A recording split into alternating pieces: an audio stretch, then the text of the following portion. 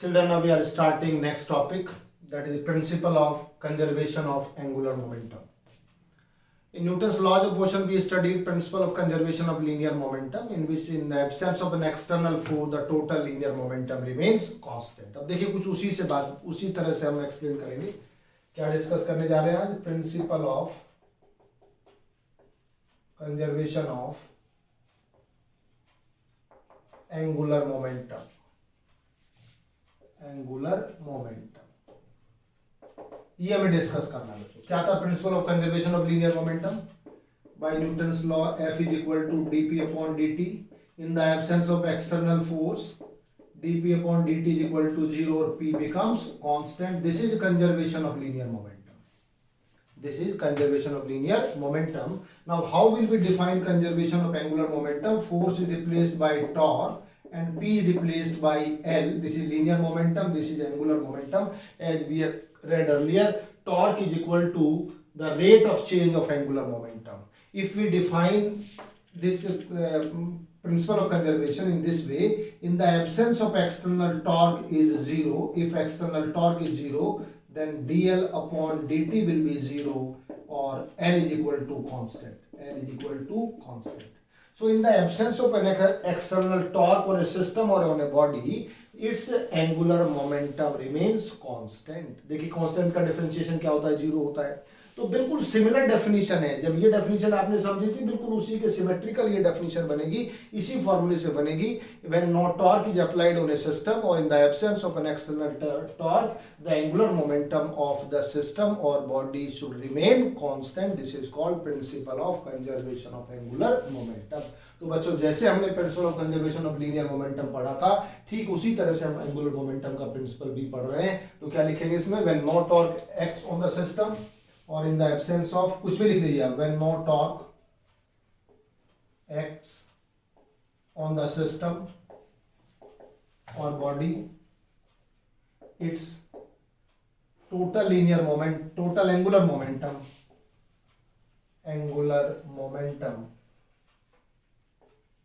remains constant.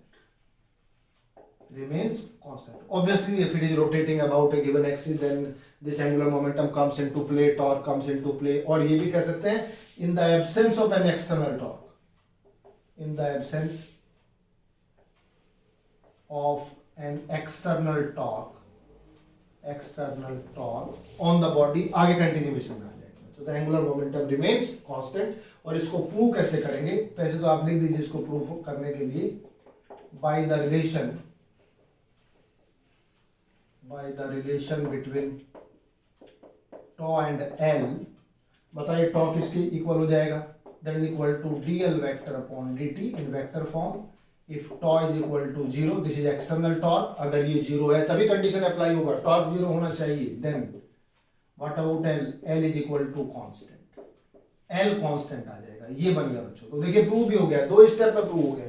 Torque dl by dt के equal होता है, और अगर कोई किसी भी सिस्टम के ऊपर किसी भी बॉडी का टोटल टॉर्क एक्टिंग 0 है, then L will become constant. And if a system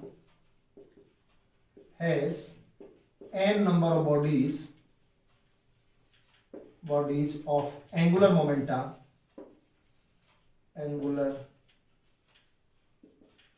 कौन सा लेने बच्चों? L1 vector, L2 vector up to Ln vector. Then बताइए कितना हो जाएगा? L1 plus L2 plus Ln is equal to constant. It is second equation. तो we can apply it on a body and we can apply on a system in which external torque is 0. Then total angular momentum remains constant. Total angular momentum constant आता है. ये आपका principle of conservation of angular momentum होता है. अब देखिए इसके बड़े अच्छे एप्लीकेशंस हैं बच्चों. क्या एप्लीकेशन है? चलिए पहले स्टार्ट लगा इसका एप्लीकेशन बता देते हैं. कहाँ इसको अप्लाई कर रहे हैं? वैसे तो इसके बहुत सारे एग्जांपल्स भी हैं. देखिए अभी हमने पढ़ा L is equal to I omega. ये तो हो गया फंडामेंटल प्रिंसिपल. अगर हम इसको अप्लाई करें, इसका एप्लीकेशन क्या होगा? Now L is equal to I omega. ये रिलेशन पढ़ा है between L and I is the moment of inertia, omega is the angular velocity, L is the angular momentum. Okay. If torque is equal to 0, torque 0 है, कोई torque काम नहीं करता है, then L is equal to I into omega is equal to constant. और I into omega is equal to constant हो जाएगा, then I is equal to constant upon omega भी लिख सकते हैं, I into omega is equal to constant. ये formula बन गया और ये फॉर्मूला इंडिकेट करेगा कि अगर मोमेंट ऑफ इनर्शिया किसी भी सिस्टम का बढ़ जाता है तो उसकी एंगुलर वेलोसिटी कम हो जाएगी, और अगर मोमेंट ऑफ इनर्शिया कम हो जाता है तो उसकी एंगुलर वेलोसिटी बढ़ जाएगी, because I into omega is equal to constant. For two different cases, for two cases, if MOI changes from I1 to I2 and angular velocity changes कहां से, from omega 1 to omega 2, देन बताइए क्या apply हो जाएगा, I1 omega 1 is equal to I2 omega 2। ये formula बन जाएगा बच्चों, एक इक्वेशन ये बन गई एप्लीकेशन में, दूसरा एप्लीकेशन ये बन गया, I इंटू ओमेगा का क्या बनेगा, I1 omega 1 is equal to I2 omega 2। इसी पर हम कुछ क्वेश्चंस और एग्जांपल्स भी लेते हैं और इसी की एक फॉर्म और बता देते हैं बच्चों, एक फॉर्म और बनाते हैं नेक्स्ट। अच्छा, बट ओमेगा किसके इक्वल होता है, omega is equal to 2 pi by T, 2 pi, omega is angular velocity, T the time period. तो बताइए यहां से कितना हो जाएगा, from equation first and third, from first and third I into 2 pi by T is equal to constant, और 2 पाई again constant, constant को 2 पाई से अगर डिवाइड करेंगे again you will get new constant, और I upon T is equal to constant. एक formula ये बन सकता है। और अगर दो सिस्टम ले लें, जैसे हमने यहां सिस्टम माना था जिसमें मोमेंट ऑफ इनर्शिया चेंज होता है I1 से I2, टाइम पीरियड चेंज होता है T1 to T2, under that condition you can say I1 upon T1 is equal to I2 upon T2। Okay, तो कोई भी रोटेटिंग बॉडी है किसी भी गिवन एक्सिस के अबाउट, अगर उसका मोमेंट ऑफ इनर्शिया चेंज कर देंगे तो उसके साथ साथ बिना टॉर्क अप्लाई किए, without applying any torque, if it's moment of inertia changes, under that condition it's angular velocity will change, it's time period will also change. इसका टाइम पीरियड भी बदल जाएगा, इसकी एंगुलर वेलोसिटी भी बदल जाएगी। ये सारे एप्लीकेशंस है बच्चों of principle of conservation of angular momentum. तो क्या बात समझ आई, if without applying any torque and moment of inertia is changed, under that condition its angular velocity will change, its time period will also change। और change में दोनों चीजें हैं, either increase और decrease। तो बच्चों अगर टॉर्क 0 है और यहां से I को डिक्रीज करेंगे then angular velocity will increase, angular velocity बढ़ जाएगी। चलिए इसका एग्जांपल बताते हैं, बिना टॉर्क का अप्लाई किए आप कैसे कर सकते हैं। Examples, let's have examples now.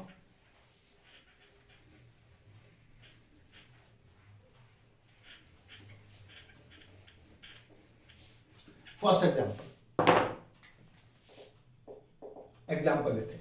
अच्छा मान लीजिए डंबल है, सपोज इमेजिन करते हैं मार्कर को डंबल मान लेते हैं, एक और मार्कर रखा है इसको भी आप डंबल मान लेते हैं, और आपने क्या किया कि आपने इन दोनों को अपने देख राइट हैंड और लेफ्ट हैंड दोनों में आपने होल्ड कर लिया, और होल्ड करने के बाद आप किसी भी प्लेटफॉर्म पे इस तरह से रोटेट कर रहे हैं, you are rotating on a platform. ठीक है, आपने क्या किया, आपकी बॉडी का एक मोमेंट ऑफ इनर्शिया आ गया यहाँ say about the axis of rotation, ये हेड से और पैरों तक जो जाएगा इसके एक्सिस के अबाउट आप रोटेट कर रहे हैं।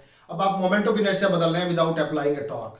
When you have just stretch your arms, you stretch your arms, अब दोनों आर्म्स को आप ऐसे स्ट्रेच कर दो, ऐसे स्ट्रेच कर दिया आपने, तो the mass which was very near to the axis of rotation, this mass which was very near to the axis of rotation, now it goes away from the axis of rotation. यही तो axis of rotation है, ऐसे। तो इस axis of rotation से vertical axis जो head में से पास हो रहा है, वर्टिकल एक्सिस, बताइए मास बढ़ गया कि नहीं। और I इक्वल टू क्या पढ़ के आए आप, I equal to mr square, और जब सेम मास के लिए r बढ़ जाता है तो मोमेंट ऑफ इनर्शिया क्या होगा, इंक्रीज होगा। इट मींस अगर हम अपने दोनों हैंड को स्ट्रेच कर दें तो हमारी बॉडी का मोमेंट ऑफ इनर्शिया बढ़ जाता है, और अगर हम इनको फोल्ड कर लेते हैं तो मोमेंट ऑफ इनर्शिया बॉडी का कम हो जाता है। किस फॉर्मूले से, इस फॉर्मूले से।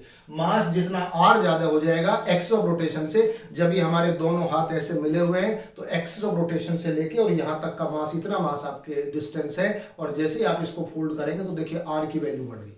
अगर आपने डंबल लिया हुआ है, हैवी डंबल अपने हाथ में लिए हुए हैं, so we can change the moment of inertia our body by stretching our hands. ठीक है, और जैसे ही आप टॉर्क तो नहीं लगाया हमने, कोई टॉर्क नहीं लगाया, टॉर्क तो किसी बॉडी पे तब लगता है जब उसके एंगुलर वेलोसिटी को आप चेंज करने के लिए, without applying any torque, either we have folded our hands or we have stretched our hands. If we are in this position the moment of inertia is more, if we are in this position the moment of inertia is less, and if we are rotating on a, if we are standing on a rotating platform then moment of inertia will decrease, the angular velocity will increase। Angular velocity बढ़ जाएगी। तो अगर हम अपने दोनों हाथों को यहाँ पर लेके आ जाते हैं, मोमेंट ऑफ इनर्शिया कम हो जाएगा, तो हमारी एंगुलर स्पीड ज्यादा हो जाएगी। और जैसे आप आर्म्स को स्ट्रेच करेंगे, then moment of inertia will increase, then omega angular velocity will decrease, angular velocity decrease. और इसी एप्लीकेशन पे हम बताते हैं जो बैले डांसर होते हैं, जो आइस स्केटर होते हैं, अगर आपने टीवी में कभी देखा होगा उनको डांस करते हुए, वो बहुत तेजी से घूम जाते हैं। जब वो ऐसे इस तरह से घूमते रहते हैं, जब वो फीट को परफॉर्म करते हैं, तो एक पैर पे खड़े होकर के ऐसे पैर को फोल्ड करेंगे और अपने हाथों को जब वो फैला देंगे तो एंगुलर स्पीड कम हो जाएगी। और जैसे ही वो श्रिंक करेंगे अपने हाथों को, तो ऐसे केस में उनकी एंगुलर स्पीड क्या होगी, बढ़ जाएगी। तो बैले डांसर, आइस स्केटर, वो सब इसी प्रिंसिपल पर काम करते हैं, इसी प्रिंसिपल पर रोटेट करते हैं। एक हमने रोटेटिंग प्लेटफॉर्म वाला भी आपको एग्जांपल दिया कि इस एग्जांपल से भी क्या होता है बच्चों, कंजर्वेशन ऑफ एंगुलर मोमेंटम। अब एक और एग्जांपल देते हैं, देखो अर्थ और सन का देते हैं बच्चों। This is the planetary motion, this is the position of sun. Sun की पोजीशन ये होती है बच्चों, और इलिप्टिकल पाथ होता है, ये पोजीशन प्लैनेट की होती है। ये प्लैनेट है, रिवॉल्व करता है, ठीक है, और ये इलिप्टिकल पाथ होता है, ये सन एक फोकस पे लाई करता है। तो ऐसे केस में क्या होता है बच्चों, देखिए सन का और ये जो डिस्टेंस है प्लैनेट का, ये कंटिन्यूअसली बदलता रहता है। यानी कि moment of inertia of the planet about this sun is continuously changing. भाई जितना m r स्क्वायर है, m तो उतना ही है प्लैनेट का, r लगातार बदल रहा है, तो मोमेंट ऑफ इनर्शिया क्या होगा, चेंज होगा। और जब मोमेंट ऑफ इनर्शिया इसका चेंज होगा, जितना डिस्टेंस पे होगा, यहाँ मोमेंट ऑफ इनर्शिया मैक्सिमम होगा, तो यहाँ एंगुलर वेलोसिटी मिनिमम होगी, दैट विल बी मिनिमम। और जब यहाँ पर आ जाएगा तो इसमें i मिनिमम हो जाएगा, और i मिनिमम होने से ओमेगा की वैल्यू क्या हो जाएगी, maximum. So the planet does not revolve with uniform angular velocity around the सन।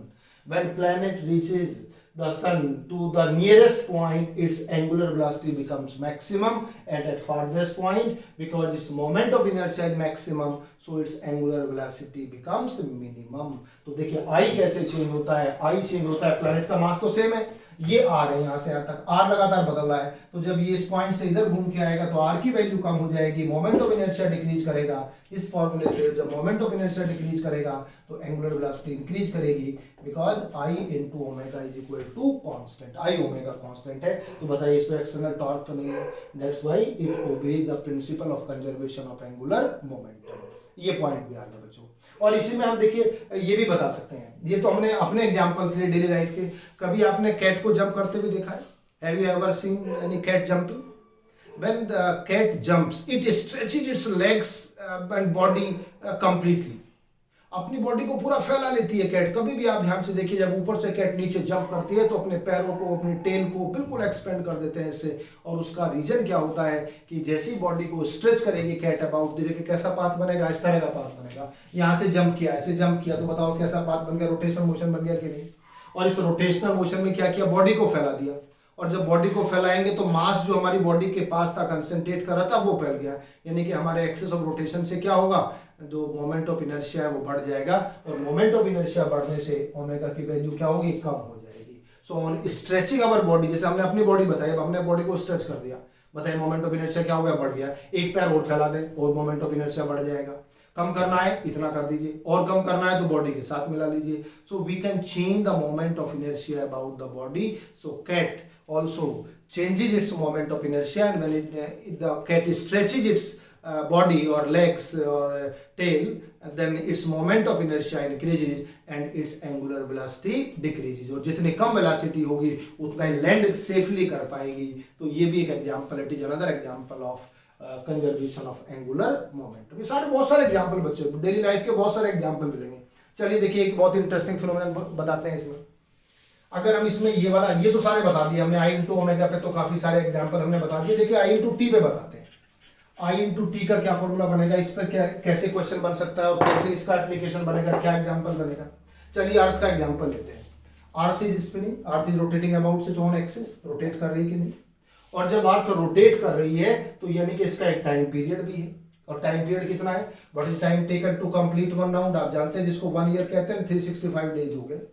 ये तो अपने एक्सिस पे तो 24 आवर्स हो गए, और जो रोटेशन है वो कितना हो गया, 365 डेज हो गया। तो हम इसको करते हैं 24 आवर्स पे अपने एक्सिस पे जो रोटेट करती है। And when it will rotate about its axis, suppose due to internal change in earth were to shrink, अगर अर्थ श्रिंक कर जाए किसी भी तरीके से, कोई इंटरनल चेंज हो जाए अर्थ के अंदर, अर्थ श्रिंक कर जाए, ये मान लीजिए अर्थ का साइज हो जाए, तो देखिए ये, और मास रिमेनिंग सेम, मास में तो कोई फर्क नहीं पड़ेगा, बस ये श्रिंक कर जाए, तो श्रिंक करेगा तो क्या होगा, इसका साइज कम हो जाएगा, आर की वैल्यू कम हो जाएगी, यानी कि डेंसिटी बढ़ जाएगी। जो मास यहां तक फैला हुआ है, मास केवल इतने रीजन में फैल जाएगा, तो ये बताओ मोमेंट ऑफ इनर्शिया कम होगा या बढ़ेगा, कम हो जाएगा। Its moment of inertia will decrease because जो मास यहाँ पे था at larger distance, the mass is shifted inside it only in this portion.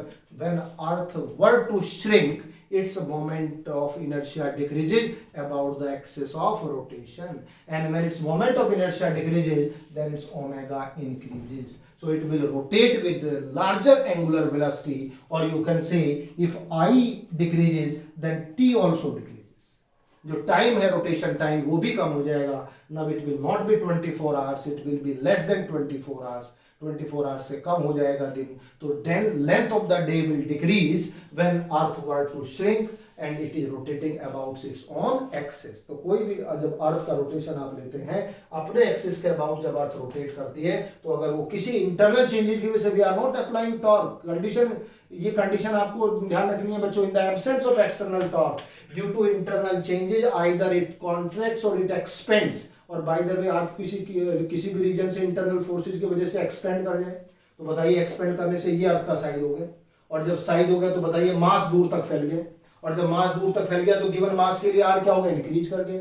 Moment of inertia क्या करेगा, डिक्रीज. तो देखिए फैलने पर मोमेंट ऑफ इनर्शिया डिक्रीज करेगा, और इधर मोमेंट ऑफ इनर्शिया क्या करेगा, इधर सॉरी इंक्रीज करेगा, और यहाँ पे क्या करेगा, डिक्रीज करेगा. और जब मोमेंट ऑफ इनर्शिया इंक्रीज करेगा, एंगुलर वेलोसिटी डिक्रीजेस, और moment of inertia increases, t also increases. So when earth were to expand, mass remaining same, then duration of the day will increase. And when earth were shrink to reduce its size and mass remaining same, then its time will also decrease. तो बच्चों ये दिन अभी 24 घंटे से कम या ज्यादा हो सकता है. अगर अर्थ का साइज छोटा हो जाए, श्रिंक कर जाए, तो इसका टाइम बढ़ जाएगा, सॉरी टाइम कम हो जाएगा, ड्यूरेशन कम हो जाएगा, स्पीड बढ़ जाएगी. और अगर इसका साइज बढ़ा देते हैं तो एंगुलर स्पीड कम हो जाएगी और ड्यूरेशन ऑफ द डे बढ़ जाएगा. तो ये एप्लीकेशन है, किसके एप्लीकेशन है बच्चों, of principle of conservation of angular momentum. और कई सारे एग्जांपल्स हो सकते हैं. आपका फैन होता है, उसमें 3 इक्वल ब्लेड लगाते हैं, इक्वल डिस्टेंस पर एक ब्लेड हटा दीजिए, तो क्या फैन यूनिफॉर्मली रोटेट करेगा, यूनिफॉर्म एंगुलर वेलोसिटी? नो. क्यों, मोमेंट ऑफ इनर्शिया कंटिन्यूअसली क्या होता रहेगा, चेंज होता रहेगा. जिधर ये ब्लेड जाएंगे, इधर ब्लेड है तो मास इधर फैल गया, फिर मास इधर फैल जाएगा, फिर मास इधर शिफ्ट हो जाएगा. तो कंटिन्यूअसली उसका मोमेंट ऑफ इनर्शिया बदलता रहेगा अबाउट द एक्सिस, और उसमें एंगुलर वेलोसिटी भी क्या होगी, उसकी चेंज होती रहेगी. इसी तरह से जो आपका हेलीकॉप्टर्स होता है उसमें भी 2 प्रोपेलर यूज किए जाते हैं अपोजिट डायरेक्शन के, इस तरह से यूज किए जाते हैं. All these examples can be explained by principle of conservation of angular momentum. बच्चों तो देखिए, जब आपने principal of conservation of linear momentum लिया था, वहां उसके एप्लीकेशंस हमने डिस्कस किए थे. यहाँ एंगुलर मोमेंटम को हमने डिस्कस किया है. तो जिस तरीके से जो चीजें, जो पैरामीटर्स आप, जो प्रिंसिपल आप पढ़ के आ रहे थे लीनियर मोशन में, ट्रांसलेशनल मोशन में, उसी तरीके के हम यहाँ प्रिंसिपल भी स्टडी कर रहे हैं in rotational motion. I hope this concept is clear to everybody. तो बच्चों ये पॉइंट जरूर इंपॉर्टेंट था इसमें, इसको हमने बहुत अच्छी तरह एक्सप्लेन कर दिया मैथमेटिकली. कई सारे न्यूमेरिकल्स इस पे बनेंगे. By changing moment of inertia, angular velocity will change and time period will also change. बच्चों ठीक है, चलिए इस वाले टॉपिक में केवल इतना ही रखते हैं.